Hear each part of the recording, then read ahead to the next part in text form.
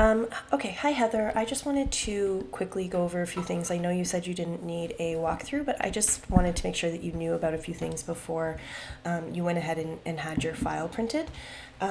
Number one, well, let's just start that over.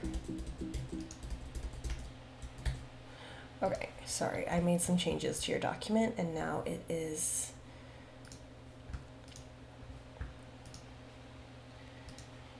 Okay, so here we go. Sorry about that. Number one is when you can go back to the email that I originally sent you and click on that link again. And the first thing I would recommend doing is make a copy. And when you make this copy, what it does is it creates a copy and stores it in on your home page. And this way you always have this master file in your Canva account to go back to in case you want to start with this file that's perfectly outlined and organized. You don't have to guess as to how it looked to begin with. You can just go back and use it. So I'm just gonna give you a few tips and tricks. Yesterday you mentioned about the photo, like can you zoom in? And you can absolutely zoom in on any photo that you bring in. What you're gonna do is you're gonna click on the box once to highlight it. Then when you double click on it, it will bring in the photo editor, and these little balls here, you can just grab the corner of it, make that image bigger, and then move it around wherever you'd like. And that's how you increase photo size. I'm just gonna leave it like that. Oops, I've changed the frame. So when you double click, you can do that. Let me just do that to show you. Yeah, so then that is how you zoom in on the photo that you were asking about yesterday. As for floor plans, when you have floor plans, Canva uses image files only. So you can only, when you head over to upload and you upload your files, you need to upload an image or video file. So that means that you need to have your floor plans in a JPEG or PNG file. And if you don't, you can either ask the people who did your floor plans to send you a file like that, or you can just Google PDF to JPEG, and you're going to find a lot of free tools to be able to do that with. You can also do that in Acrobat if you have it.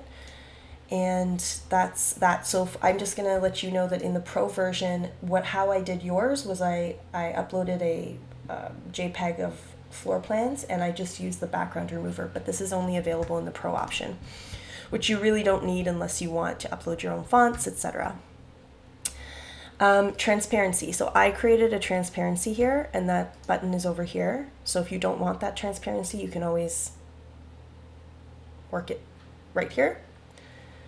And I've grouped items for you like this so that you can move it around as one item. But if you need to ungroup it, you just make sure it's selected and then hit right click and hit ungroup. This way, all of these are now, you can move them individually.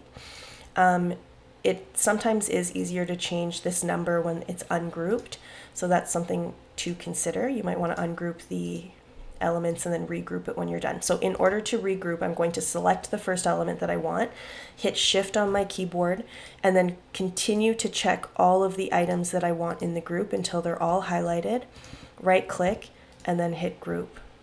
And that way I can move it around and see where it looks best without having to move every individual piece.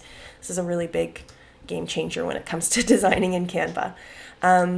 This should be grouped as well. So if stuff like this is easier for you to move when it's grouped, then that's a little trick. Just group things that you know you're always going to want to move together.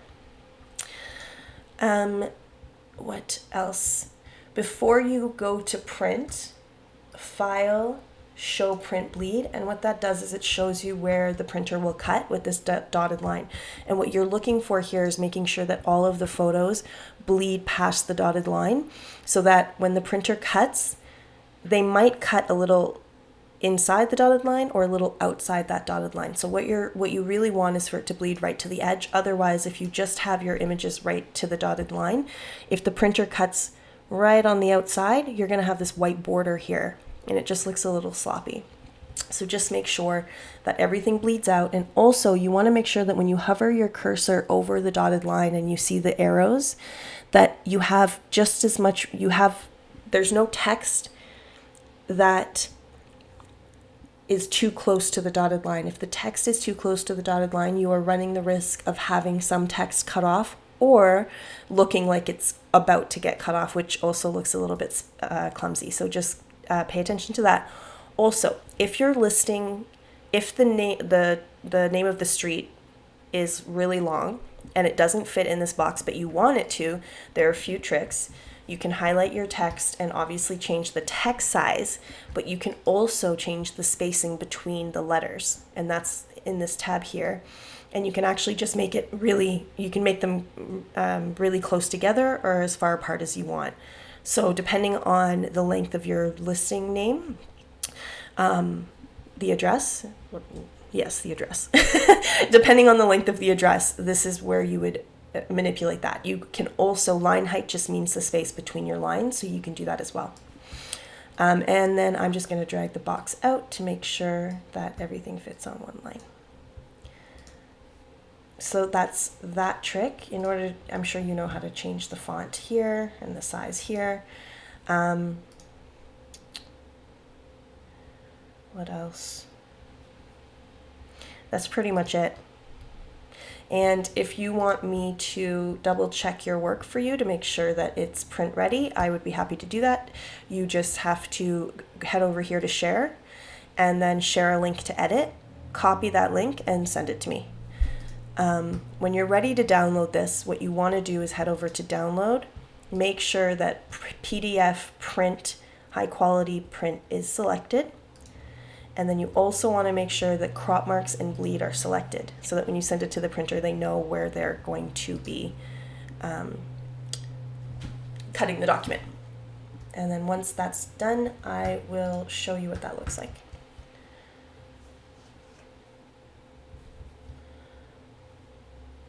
It looks like this. So you see the crop marks and everything looks great. Everything looks like it's perfect. And then you're ready to send it to the printer. I hope that was helpful, and if you have any questions, please let me know.